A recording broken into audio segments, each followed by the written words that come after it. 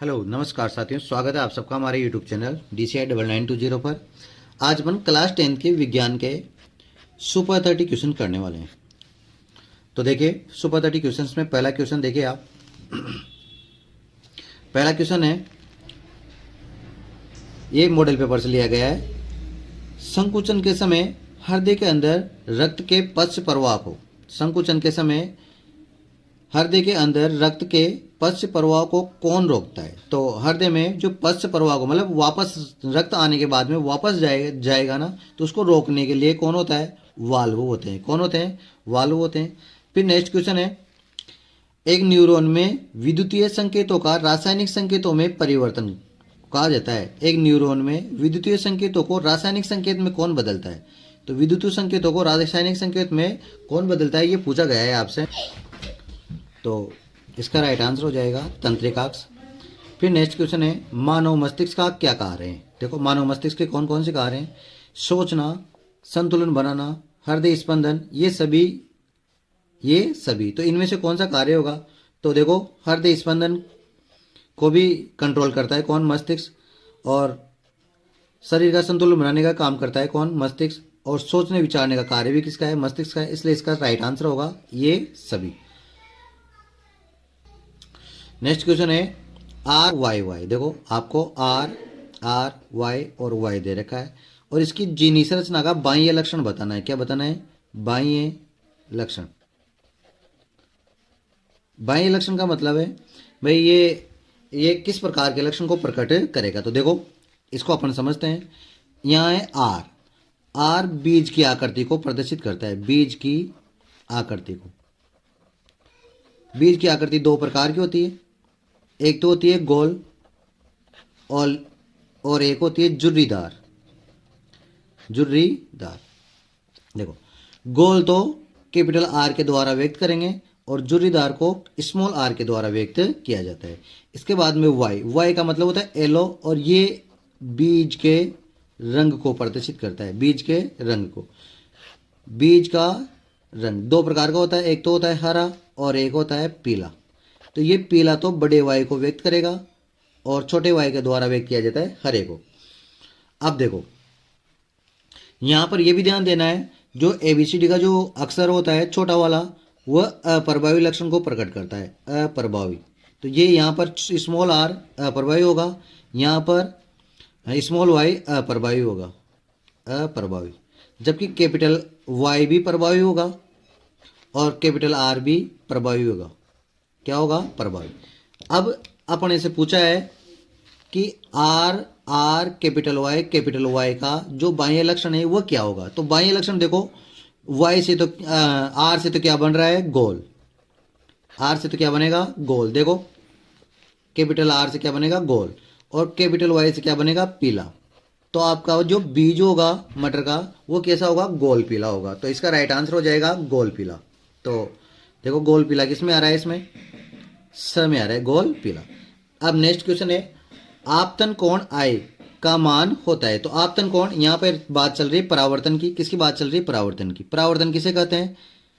जब किसी अपारदर्शी पृष्ठ पर, मान लो ये कोई अपारदर्शी पृष्ठ है, इस अपारदर्शी पृष्ठ पर कोई किरण आपतित होती है इस प्रकार से, तो अभिलंब के साथ में ये आपतन कोण बनाती है I। ये आपतित किरण है, आपतित किरण। ये अभिलंब है,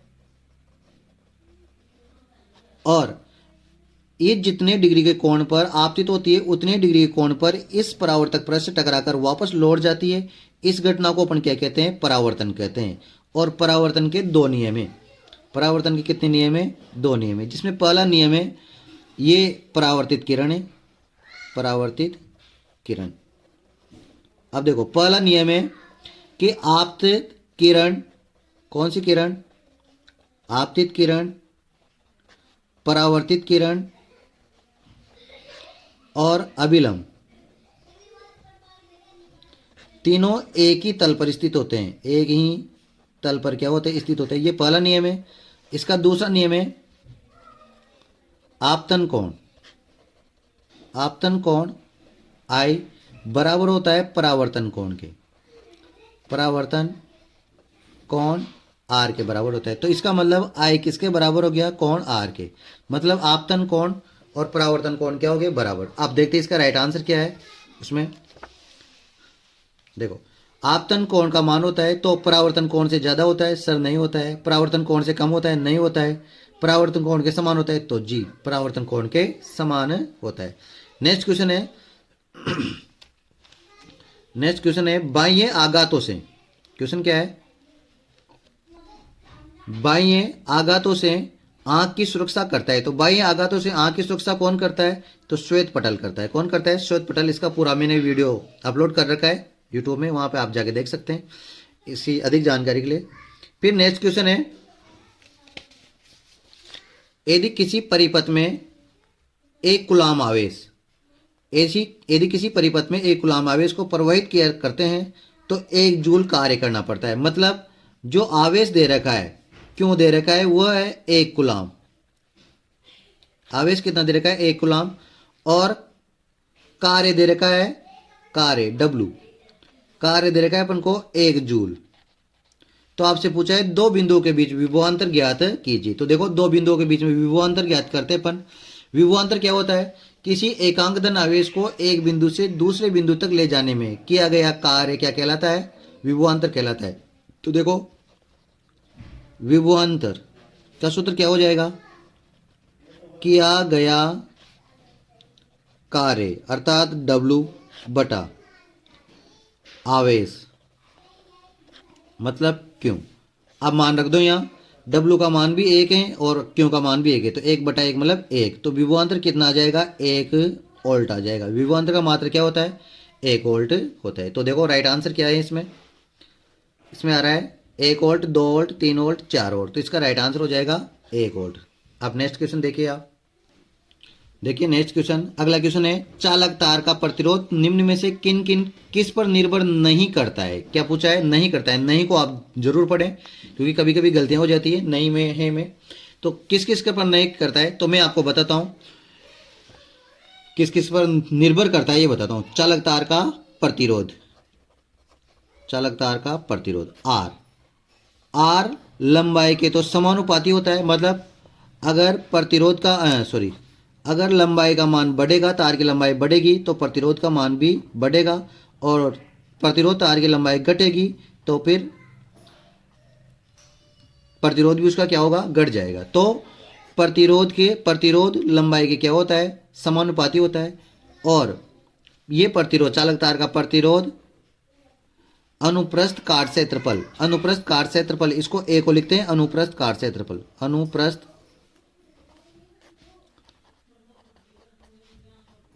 काट क्षेत्रफल। अनुप्रस्थ काट क्षेत्रफल के क्या होता है, वेद का अनुपाती होता है। अर्थात अगर ए का मान बढ़ेगा तो आर का मान घटेगा, और ए का मान घटेगा तो आर का मान बढ़ेगा।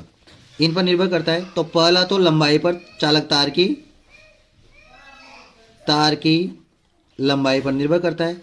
एक अनुप्रस्थ काट क्षेत्रफल पर निर्भर करता है। दूसरा,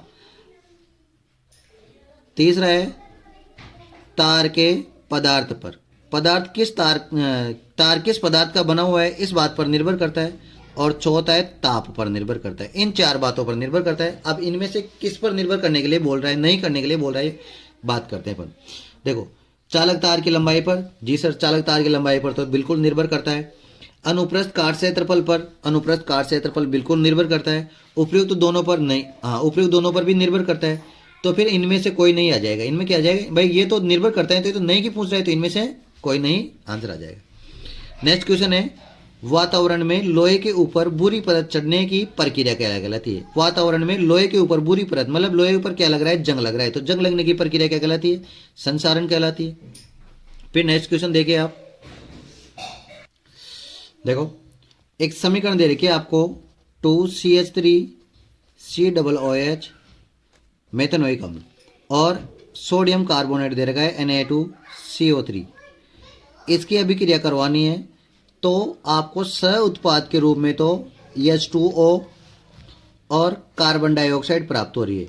मुख्य उत्पाद क्या प्राप्त होगा वो पूछा है आपसे। ए क्या होगा यहाँ पर, मुख्य उत्पाद के रूप में क्या प्राप्त होगा ये पूछा है आपसे। तो देखो यहाँ पे Na2 तो बाहर क्या नाम है, H2O बाहर हो गया, CO2 बाहर हो गया और यहाँ पे बनेगा 2CH3COO सोडियम एसीटेट। इसको बोलते हैं सोडियम एसीटेट। क्या बोलते हैं इसको? सोडियम एसीटेट बोलते हैं। तो इसका राइट आंसर हो जाएगा, इसका राइट आंसर क्या हो जाएगा? बी। नेक्स्ट क्वेश्चन देखें आप। नेक्स्ट क्वेश्चन है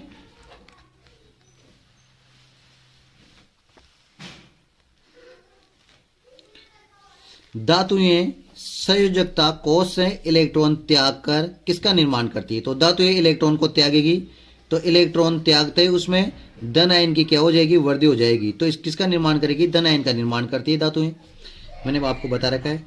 O3 किसका रासायनिक प्रतीक है? O3 मतलब O2 ऑक्सीजन के साथ क्रिया कर कर क्या बनाती है? O3 बनाती है। और ये ओजोन किसका प्रतीक है? ये ओजोन है, जो पराबैंगनी किरणों से अपनी क्या करती है? रक्षा करती है। तो इसका राइट आंसर हो जाएगा ओजोन।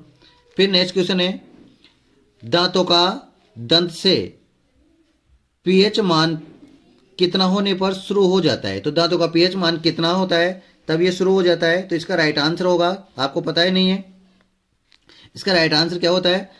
5.5 से कम। मतलब अगर दांतों का जो पीएच मान है वो 5.5 से कितना हो जाएगा? कम हो जाएगा। यहां लिख देता हूं मैं 5.5 से कम होने पर। तो इसका राइट आंसर हो जाएगा अ। अगला क्वेश्चन है पुष्प में नरजननांग भाग का नाम क्या होता है? तो पुष्प में नरजननांग भाग कौन सा होता है? देखो ये पुष्प है और इस पुष्प के दो भाग ले लेते हैं अपन, एक तो मादा जननांग भाग और एक नर जननांग भाग। तो जो मादा जननांग भाग होता है उसे कहते हैं स्त्री केसर। क्या कहते हैं? स्त्री केसर। दिखाई नहीं दे रहा होगा आपको? स्त्री केसर। और जो नर भाग है उसको अपन कहते हैं पुकेसर। पुकेसर। तो देखो राइट आंसर क्या है इसमें? आपको दे रखा है पुष्प का नर जननांग भाग पूछा है तो पुकेसर आ जाएगा। फिर देखो विद्युत चुम्बक बनाया जाता है, तो विद्युत चुम्बक नरम लोहे का बनाया जाता है। किसका बनाया जाता है? नरम लोहे का। ये हुए आपके 15 क्वेश्चन। अब नेक्स्ट क्वेश्चन करते हैं अपन। देखिए नेक्स्ट क्वेश्चन है लार में पाए जाने वाले एंजाइम को क्या कहते हैं? तो इसको बोलते हैं लारिये एमाइलेज। क्या बोलते हैं? लारिये एमाइलेज। एमाइलेज।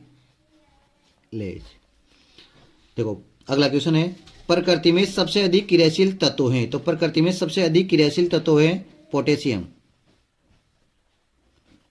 कौन सा तत्व है? पोटेशियम।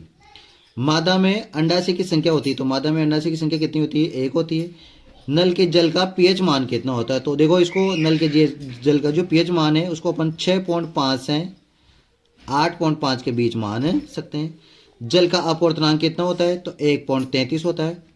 ओल्ट मीटर को सदैव परिपथ में संयोजित किया जाता है। तो देखो इसको समझ लो आप, एक तो होता है अमीटर और एक होता है ओल्ट मीटर।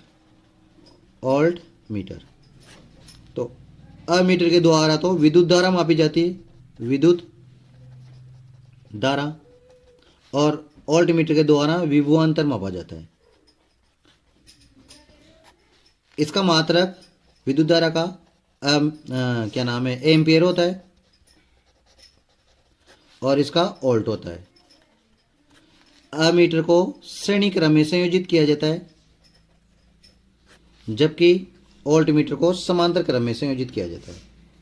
समांतर क्रम में संयोजित किया जाता है।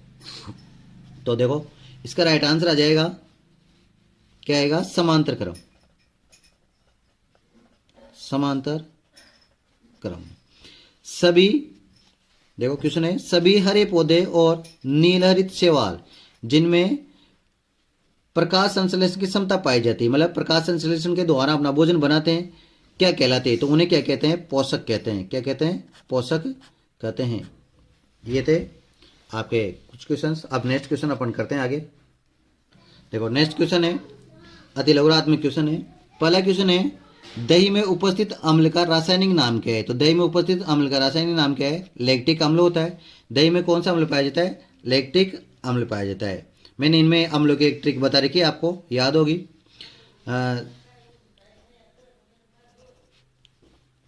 सी ए ईंट संत ऐसे हैं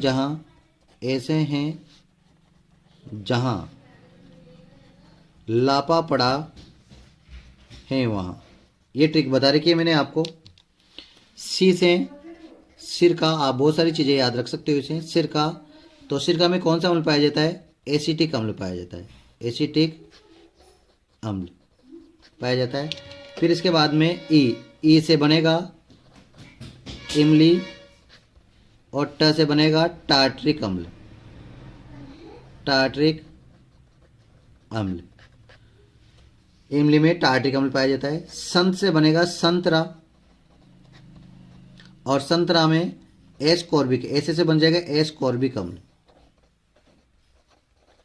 एस कॉर्बिक अम्ल। ज से बनेगा जठरस, और हा से बन जाएगा हाइड्रोक्लोरिक अम्ल, हाइड्रोक्लोरिक अम्ल। जठरस में हाइड्रोक्लोरिक अम्ल पाया जाता है। अब यहाँ है ला से लाल चींटी है,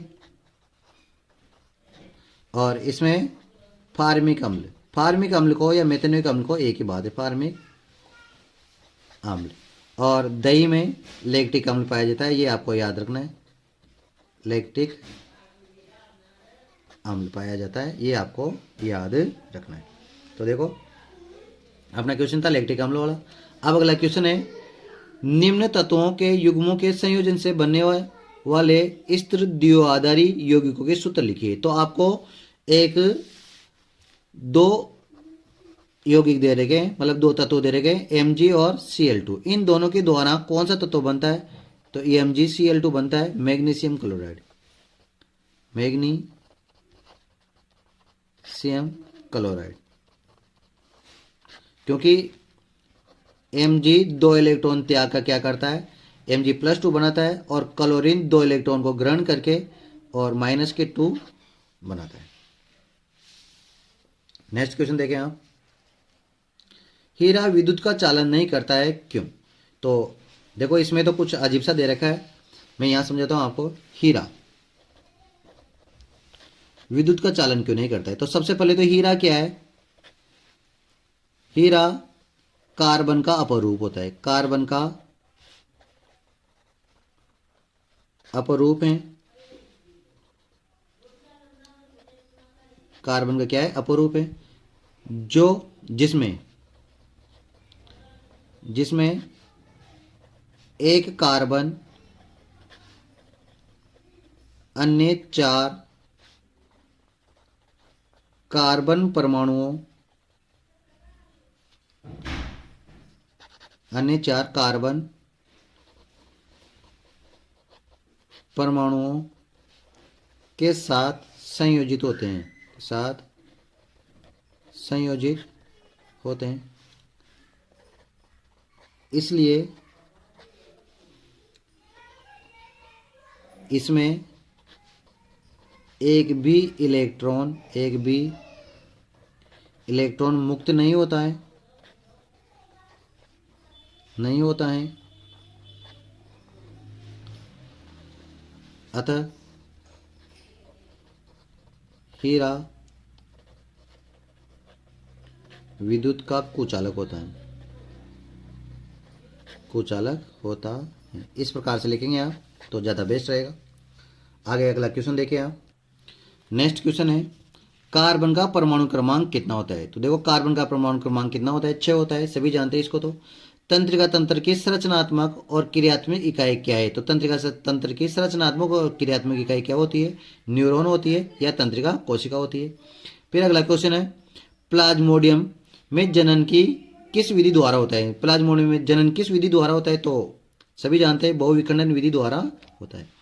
फिर नेक्स्ट क्वेश्चन है, वक्रता त्रिज्या और फोकस दूरी में क्या संबंध है? वक्रता त्रिज्या जिसे अपन किससे रिप्रेजेंट करते हैं? आर से, और फोकस दूरी जिसको अपन एफ से क्या करते हैं? रिप्रेजेंट करते हैं। तो इन दोनों में एक संबंध होता है R = 2F का। मतलब वक्रता त्रिज्या फोकस दूरी की क्या होती है? दुगनी होती है। फिर नेक्स्ट क्वेश्चन है, मुख्य अक्ष को परिभाषित कीजिए। तो देखो मुख्य अक्ष क्या है? जो गोलीय दर्पण होते हैं, मुख्य अक्ष, मुख्य अक्ष। अब देखो, जैसे मान लो ये गोलीय दर्पण है, ये कोई सा भी एक गोलीय दर्पण है। इस गोलीय दर्पण का ध्रुव होता है ये P, और यहाँ पर होता है यह फोकस बिंदु, और यहाँ मान लो C, इसको बोलते हैं वक्रता केंद्र, वक्रता केंद्र, और इसको बोलते हैं ध्रुव। तो वक्रता केंद्र और ध्रुव के मध्य एक काल्पनिक रेखा को क्या कहते हैं, मुख्य अक्ष कहते हैं। वक्रता केंद्र और ध्रुव को मिलाने वाली एक जो काल्पनिक रेखा होती है उसे अपन क्या कहते हैं, मुख्य अक्ष कहते हैं। तो देखो मैं परिभाषा लिख देता हूं यहां पर। किसी गोलीय दर्पण में, किसी गोलीय दर्पण में वक्रता केंद्र कोष्टक में C व ध्रुव P को मिलाने वाली काल्पनिक रेखा, काल्पनिक रेखा को मुख्य अक्ष कहते हैं, मुख्य अक्ष कहते हैं। और इसको x डैश से व्यक्त करते हैं। नेक्स्ट क्वेश्चन देखें आप। देखिए नेक्स्ट क्वेश्चन है, क्या कारण है कि चुंबकीय क्षेत्र रेखाएं एक दूसरे को प्रतिच्छेद नहीं करती। तो एक दूसरे को प्रतिच्छेद क्यों नहीं करती है, क्योंकि अगर ये चुंबकीय बल रेखाएं एक दूसरे को इस प्रकार से प्रतिच्छेद करेगी तो इस प्रतिच्छेद बिंदु पर चुंबकीय बल रेखाओं की, चुंबकीय बल रेखाओं की दो दिशा हो जाएगी, दो दिशा हो जाएगी, जो कि क्या है, पॉसिबल नहीं है, जो संभव नहीं है। देखो फिर नेक्स्ट क्वेश्चन है, पर्यावरण में विघटन करने वाले जीवों की भूमिका क्या होती है। तो विघटन करने वाले जीवों की क्या भूमिका होती है, तो ये मृत जीवों को सरल अकार्बनिक सामग्रियों में तोड़ देते हैं, जिससे प्राथमिक उत्पादकों को पोषक के तत्वों के रूप में क्या हो जाता है, उपलब्ध हो जाता है। इस प्रकार से ये 10वां क्वेश्चन कंप्लीट होता है। तो साथियों आज अपन ने कुल मिला के 32 क्वेश्चन करे हैं। ये आपका 2024 का मॉडल पेपर था। इस मॉडल पेपर के अपन ने पहला, दूसरा और तीसरा क्वेश्चन किया है। इसमें पहले क्वेश्चन में 15 ऑब्जेक्टिव क्वेश्चन थे, दूसरे में 7 रिक्त स्थान थे, और कुल मिला के 10 क्वेश्चन थे, 10 अति लघुरात्मक प्रश्न थे, लघुरात्मक प्रश्न थे। इस प्रकार से टोटल 32 क्वेश्चन करें आपने। अब इसका अभाग क्या हो गया है, कंप्लीट हो गया है। इसका भाग अपन नेक्स्ट वीडियो में करेंगे। अगर आपको पसंद